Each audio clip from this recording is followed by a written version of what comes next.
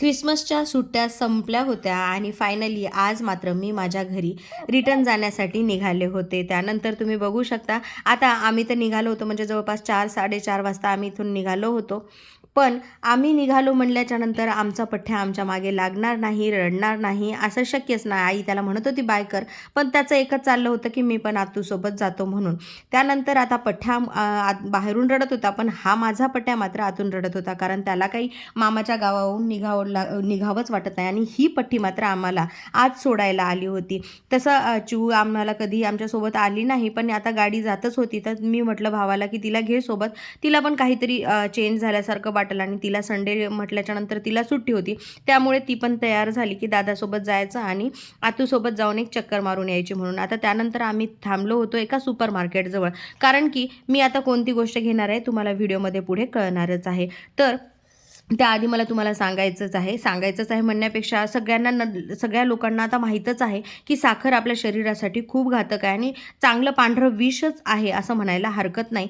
त्यानंतर आता मार्केटमध्ये वेगवेगळ्या प्रकारचे गूळ आलेले आहेत, त्यामुळे भावाने सांगितलं की इथे सुपर मार्केटमध्ये खूप चांगला गूळ आलेला आहे. त्यांनी घरी आणला होता. मग मी म्हटलं की जाताना मी पण घेऊन जाते एक डबा, म्हणून त्यासाठी आम्ही तिथे थांबलो होतो. भावाने हा डबा मला आणून दिला आणि यावर लिहून होतं की काय म्हणतात त्याला की गूळ इतका शुद्ध की चहा फाटणार नाही. आणि आम्ही घरी ट्राय पण केला होता, त्यामुळे चहा काही फाटली नव्हती.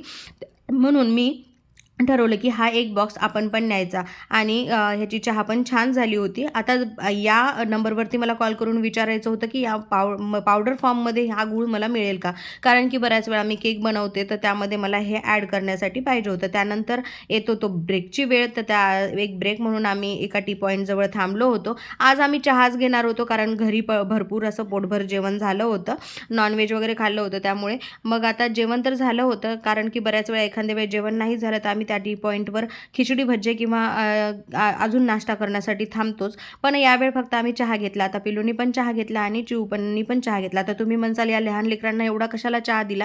आता आम्ही नकोच म्हणतो, पण लेकरं ऐकत नाहीत म्हणून एखाद्या वेळ त्यांना द्यावं लागते.